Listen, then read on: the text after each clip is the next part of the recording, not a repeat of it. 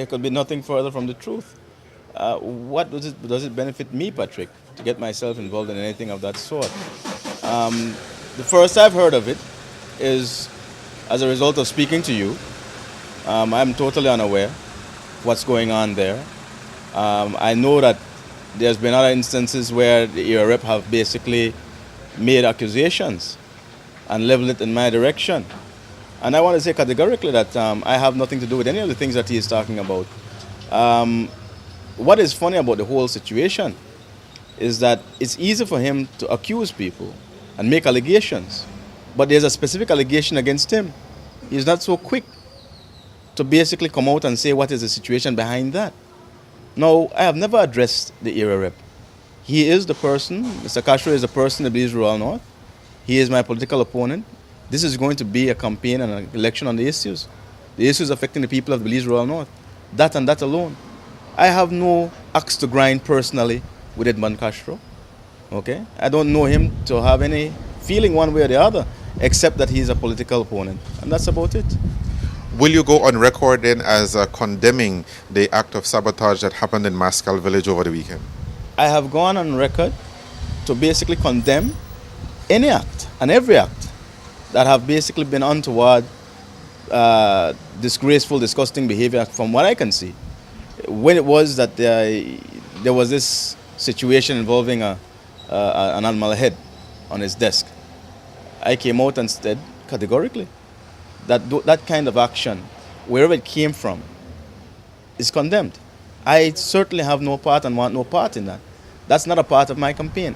My campaign is based on plans and objectives for the people of the Belize Rural North, plans and objectives that I believe we can meet, but it has nothing to do with this mudslinging type deal. I mean, I really and truly am appalled by it, and I'm also appalled of having to come and being pulled into this situation, Patrick, because I have other things to do.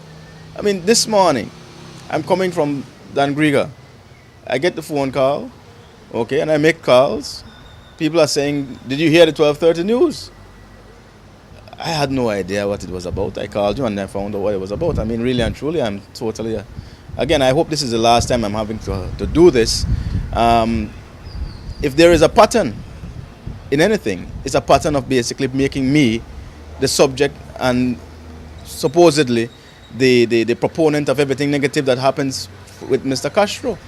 I'm not Mr. Castro's opponent in that sense. In fact, I don't even address him when I call radio stations as I do. I never do. Because my situation and the election and the campaign that we're running in the Belize Rural North is not against Edmund Castro. It is for the people of the Rural North.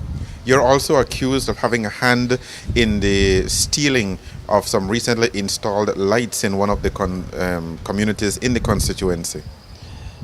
Patrick, again, you see, because obviously Mr. Castro would never go on tape to say that this is what he is saying, and he believes that to be so. Because I understand and I know that he is not a stupid person. He must know that there must be some basis in fact for him to make such an allegation. And certainly, again, if it is a situation for the benefit of the people, why am I going to do anything to reverse that? The history of the People's United Party in the Belize Rural North is one of development. And we don't do things to change that. We don't try to fight against our people.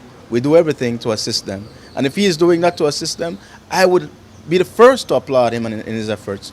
So I wish that he would go and find who really and truly are behind these things, who he may have offended, but it's certainly not me. I have no axe to grind with Edmund Castro, not in that regard.